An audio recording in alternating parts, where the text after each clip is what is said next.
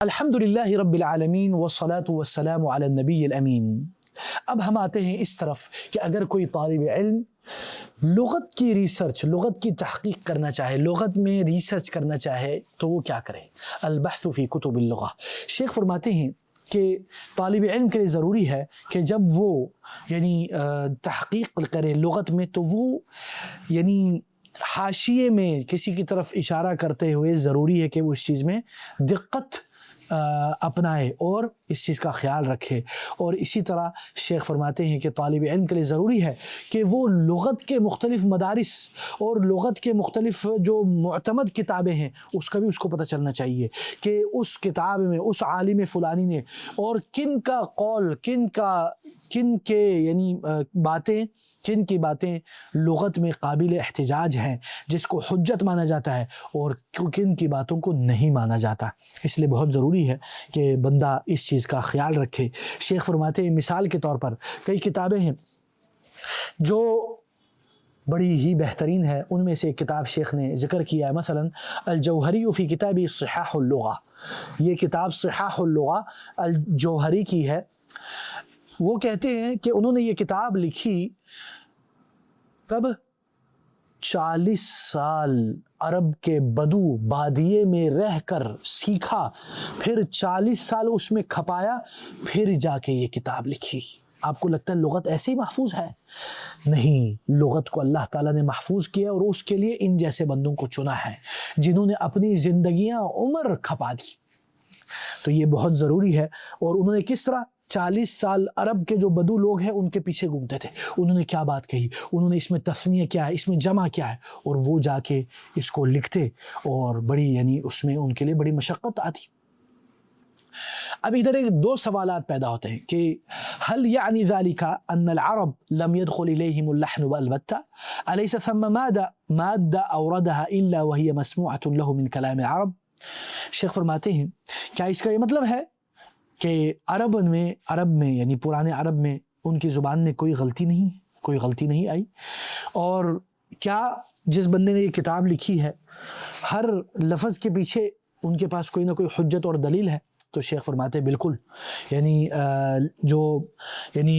کتاب الجوہری اور الصحاح جو ہے وہ اہل اللغہ کے نزدیک ایسے ہی ہے جیسے ہمارے ہاں صحیح بخاری اور صحیح مسلم ہے۔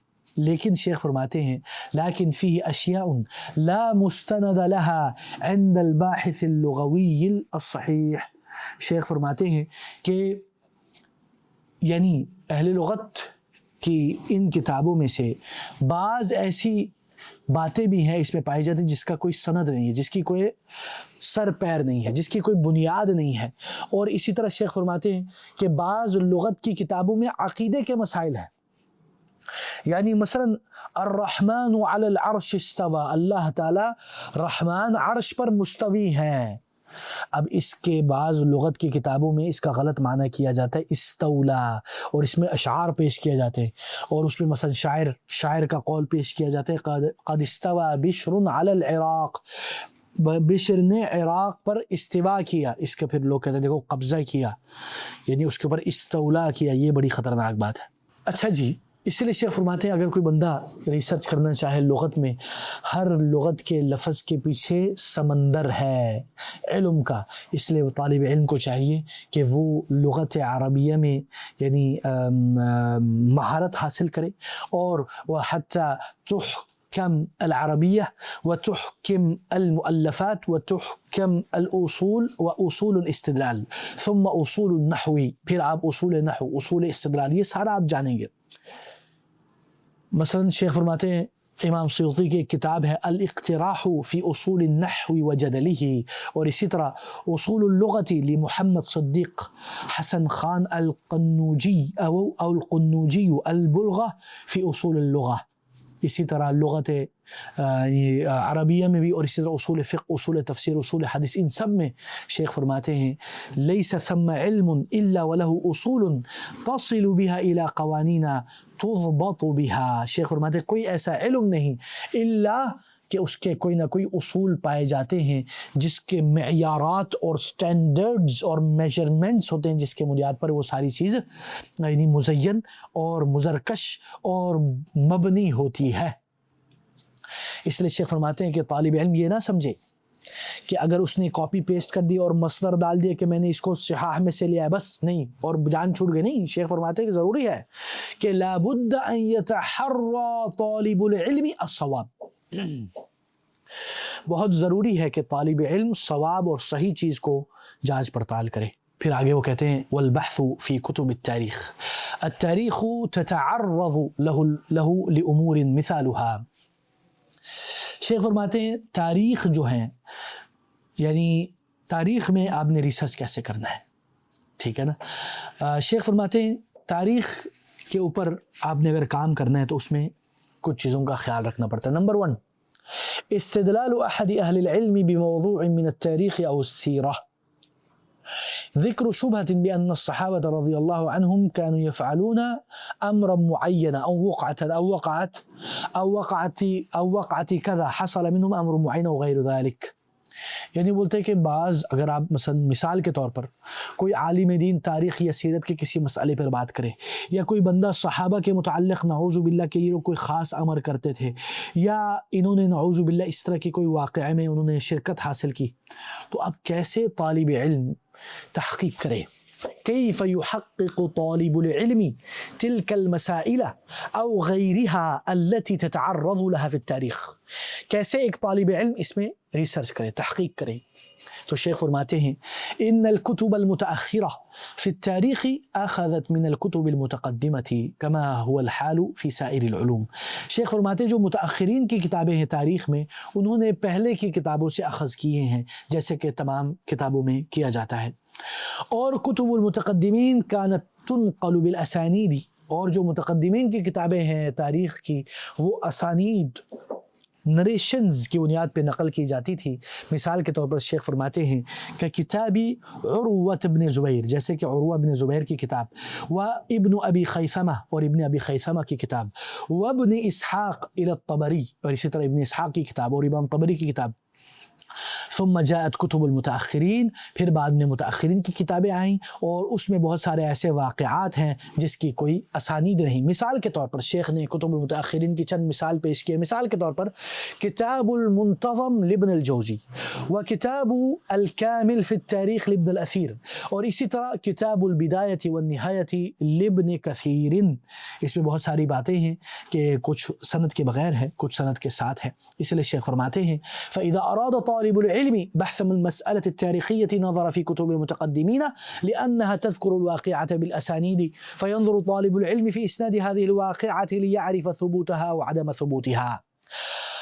تو اگر طالب علم کسی مسئلے میں تحقیق کرنا چاہتا ہے اور ریسرچ کرنا چاہتا ہے خاص کر تاریخی معاملے میں، تو متقدمین کی کتابوں کو جانچ پڑتال کرے اور ان کی اسانید کو دیکھے کہ آیا ان اسانید میں کوئی گڑبڑ تو نہیں ہے، تاکہ وہ جان لے کہ کیا آیا یہ جو تاریخی واقعہ ہے یہ واقعی ثابت بھی ہوا ہے یا نہیں ہوا ہے. اور شیخ فرماتے ہیں کہ یہ جان لینا چاہیے طالب علم کو کہ بہت سارے مستشرقین، کیا آپ کو پتہ ہے مستشرقین کس کو کہتے ہیں؟ انگلش میں ان کو اورینٹلسٹ کہتے ہیں. Who are the orientalist? مستشرقین ان گورے کافروں کو کہتے ہیں جو استعمار، استخراب، کولونائزیشن کے آپ کہہ سکتے ہیں ملازمین، آپ کہہ سکتے ہیں ان کو. وہ ادھر سے آتے ہیں، ویسٹ سے، مغرب سے آتے ہیں مشرق میں اور عالم اسلام میں پھیلتے ہیں، عربی سیکھتے ہیں اور مہارت حاصل کرتے ہیں، فقہ بھی سیکھتے ہیں. مقصد کیا ہوتا ہے؟ اسلام کو سمجھنا، عربیوں کو سمجھنا، تاکہ ان میں ضرب لگا سکے. اسی طرح تو بعض مستشرقین نے کتابیں بھی لکھی ہیں. تو شیخ فرماتے ہیں بعض مستشرقین نے اسلام میں ضرب لگانے کے لیے، یعنی لوگوں کے اندر فتنہ پیدا کرنے کے لیے تواریخ لکھی ہیں، تاریخ کی کتابیں لکھی ہیں اسلامی، اور اس میں انہوں نے امانت علمیہ کا مظاہرہ نہیں کیا، یعنی مورل اور ایتھیکل ویلیوز ان میں نہیں تھی. تو اس لیے انہوں نے بہت ساری مسائل کی. اس لیے طالب علم کو چاہیے کہ وہ مستشرقین کی کتابوں پر اعتماد نہ کرے. اور بہت افسوس سے کہنا پڑتا ہے آج کل کے ہمارے بڑے سو کالڈ دانشوران اور مثقفین، وہ لوگ مستشرقین سے متاثرین ہوتے ہیں اور اسلامی تاریخ کی باتیں ادھر سے لاتے. بولتے شیخ ویل ڈیورنٹ نے یہ کہا اپنی کتاب میں اسلامی تاریخ کے بارے میں، یا شیخ وہ کیا بولتے ہیں اس مستشرق نے، گولڈ زہر نے یہ کہا، یا اس نے اس طرح کہا. نہیں، تاریخی باتیں، اسلام کی باتیں ہم مسلمانوں سے لیں گے، کفار سے نہیں لیں گے، یہ پہلی بات یہ یاد رکھ رہے ہیں۔ اچھا جی، اسی طرح شیخ فرماتے ہیں کہ طالب علم کے لیے مناسب نہیں ہے کہ جب وہ بحث کر رہا ہو وہ یہ کہے کہ اوردہ الطبری، امام طبری نے اس کا ذکر کیا، نہیں، بلکہ دیکھے کہ آیا امام طبری نے جب ذکر کیا ہے کیا وہ صحیح بھی ہے یا نہیں ہے، یہ بہت ضروری ہے۔ شیخ فرماتے ہیں یعنی تاریخی معاملات میں کس طرح تحقیق کرنے، کس طرح بحث کرنے، اس پر آج کل کے زمانے میں کوئی کتاب نہیں لکھی گئی، سوائے ایک کتاب شیخ فرماتے ہیں اس کا نام ہے مصطلح التاریخ۔ یہ ایک شخص ہے اسد رستم، اس کی کتابیں بڑی بہترین، بڑی اعلیٰ، بڑی نرالا، میں نے پڑھی ہے اور اس کا مختصر بھی لکھا ہے، بڑی ہی بہترین، جاندار ہے۔ اس میں انہوں نے مصطلح الحدیث، حدیث کے اصول کو، اور جدید مصطلح التاریخ، ان دونوں کو جمع کرنے کی بڑی ہی منفرد کوشش کی ہے۔ ہر طالب تاریخ اور حدیث کو پڑھنی چاہیے۔ البحث فی کتب العقیدہ، شیخ فرماتے ہیں اگر کوئی مسئلہ، کوئی بندہ، کوئی طالب علم عقیدے کے مسئلے میں اگر دیکھنا چاہے تو کیا کرنا چاہیے، تو شیخ فرماتے ہیں سب سے پہلے یبدأ اولا بمختصرات ائمۃ الدعوۃ النجدیہ، تو وہ شروع کرے ائمہ دعوہ نجدیہ کی مختصرات سے، مختصر کتب میں سے۔ مثال کے طور پر شیخ الاسلام ابن تیمیہ اور ابن قیم رحمہم اللہ، اور یہ دیکھیے کہ انہوں نے اس مسئلے کے بارے میں کیا کہا ہے اور انہوں نے اس کو کیسے پیش کیا اور ان کی اس بارے میں کیا رائے ہے۔ اس کے بعد وہ عقیدے کی بڑی کتابیں میں چھلانگے ماریں، اور خاص کر یہاں تک کہ وہ کتب السنہ یہاں تک کہ وہ کتب السنہ تک پہنچ جائیں، جس میں اسانید ہیں، اس کے اوپر پھر وہ جا کے مطالعہ کرے۔ اس سے کیا ہوتا ہے، شیخ فرماتے ہیں اس سے طالب علم مسئلے کو تصور اور سمجھنے میں اس کے لیے بڑی وسعت اور اس کے لیے بڑا فائدہ مند ثابت ہوتا ہے۔ اور اگر طالب علم جب سلف کی کتابوں میں نظر دوڑاتا ہے تو کئی بار ایسا ہوتا ہے کہ اس کو ادھر سے ایک قاعدہ، ایسا بنیادی رول اور پرنسپل مل جاتا ہے جس کے اوپر بہت سارے مسائل کھڑے ہو سکتے ہیں۔ اچھا جی، اسی طرح شیخ فرماتے ہیں اگر ایک شخص، ایک طالب علم اہل بدعت کی کسی اعتقادی مسئلے کو جاننا چاہے تو وہ کیا کرے، تو شیخ فرماتے ہیں کہ وہ اس میں بھی سب سے پہلے ائمہ دعوہ نجدیہ کے مختصرات میں جائے، ائمہ دعوہ کے، اور اس میں جا کے وہ دیکھے کہ کیسے انہوں نے مسئلے کو بیان کیا ہے اور مخالفین کا عقیدہ اس میں کیا ہے۔ جب وہ اس چیز کو جان لے پھر وہ جا کے اہل الاہواء والبدع کی کتابوں کو پڑھے۔ لیکن یہ ہر طالب علم کے لیے نہیں ہے، بلکہ یہ صرف انہی کے لیے ہے جنہوں نے عقیدے کو میں گرفت اچھی رکھی ہے، اور خاص کر کتب شیخ الاسلام ابن تیمیہ اور ابن قیم میں انہوں نے ماشاءاللہ ید طولہ اور مہارت تامہ رکھی ہو۔ اب سوال یہ پیدا ہوتا ہے کہ حدیث کے معاملے میں ہم کیا کریں، حدیث میں اگر ہم نے ریسرچ کرنی ہے تو شیخ فرماتے مناہج شراح الحدیث مختلفہ، محدثین اور شراح حدیث بولتے ہیں جنہوں نے حدیث کی شرح کی ہے، ان کے منہج مختلف ہیں، شرح کرنے میں ان کے میتھڈولوجیز ڈیفرنٹ ہے۔ ولیست کل مسألة يذكرها احد الشراح معناها انها هي مذهب اہل الحدیث۔ اللہ اکبر۔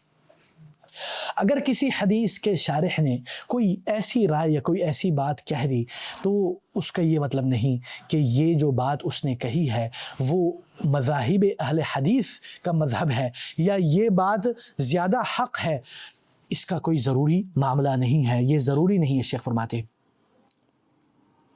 مثال کے طور پر شیخ فرماتے شراح الحدیث السابقون کالخطابی فی شرح لصحیح البخاری، بولتے جیسے کہ امام خطابی نے صحیح بخاری کی شرح کی ہے، اسی طرح یعنی ولسنن ابی داود معالم السنن، خطابی نے معالم السنن بھی شرح کی ہے، اور اسی طرح فرماتے ہیں شیخ نے فتح الباری حافظ ابن حجر نے لکھی ہے۔ تو اس طرح کے مختلف جو فوائد ذکر کیے گئے ہیں۔ اب شیخ نے ایک اور آخری سوال پیش کیا ہے، وہ کہتے ہیں مل کتب التي اعتمد عليها شراح الحديث من علماء الہند خاصتا، بولتے ہیں کہ علماء حدیث جو ہند کے ہیں، بر صغیر کے، جنہوں نے شروحات حدیث لکھی ہے، انہوں نے کن کتابوں پر اعتماد اور ریلائے کیا ہے، تو شیخ فرماتے نمبر 1 فی اللغت اعتمدوا علی القاموس المحیط، لغت میں انہوں نے اعتماد کیا ہے قاموس محیط پر، اور شرح الاحادیث میں انہوں نے اعتماد کیا ہے المرقات جو ملا علی قاری کی ہے، اور حافظ ابن حجر کی فتح الباری پر، اور نیل الاوطار للشوکانی پر۔ اور تیسری جو چیز ہے نقل المذاہب الفقہیہ میں بولتے ہیں ینقل بعضهم من بعض، بولتے ہیں مذاہب فقہیہ میں وہ ایک دوسرے سے نقل کرتے ہیں، اور یعتمد بعضهم على بعض بسلسلة تدور بینہم، اور وہ ایک دوسرے کے اوپر رلائے اور اعتماد کرتے ہیں کہ وہ ایک دوسرے کے ساتھ گزر جاتے ہیں۔ چوتھی بات وہ بولتے ہیں فی مسألة التحقیق والتحریر اذا قال مثلا الراجح كذا فهو يرجح بحسب نظره، بولتے ہیں کہ اگر انہوں نے کوئی تحقیق تحریر کی ہو تو وہ اگر کہیں کہ راجح اس مسئلے میں میرے نزدیک صواب یہ ہے تو یہ ان کے نزدیک ہے، اور ان کے ریسرچ اور ان کے ریسورسز کی بنیاد پر یہ ہے۔ اس لیے شیخ فرماتے ہیں کلما کان متمکنا فی فن کان ترجیحہ اقرب للصواب، جتنا وہ اس فن میں متمکن ہوتے ہیں اتنا وہ اقرب للصواب ہوتا ہے۔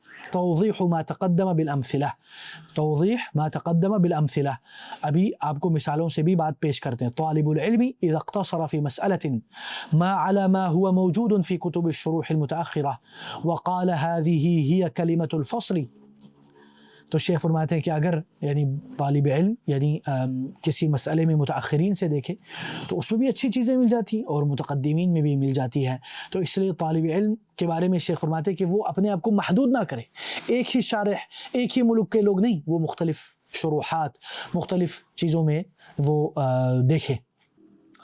تو اس لیے بہت ضروری ہے کہ طالب علم ان چیزوں کا خیال رکھے۔ شیخ فرماتے ہیں کہ یہ کیسے ہو سکتا ہے کہ ایک طالب علم یعنی بغیر کسی مراجع بغیر کسی اس چیز کے ریسرچ کرے، اور شیخ فرماتے ہیں من لم یدرک علم الاصول مثل من ادرک علم الاصول الفقہی، یعنی جس کے پاس اصول فقہ نہ ہو وہ فقہ کے کیسے حاصل کر سکتا ہے، تو جس کے پاس علم الاسناد الصحیح من الضعیف کا نہ ہو تو وہ کیسے جان سکتا ہے کہ شروحات الحدیث میں جو باتیں کہی ہیں وہ صحیح ہے غلط ہے۔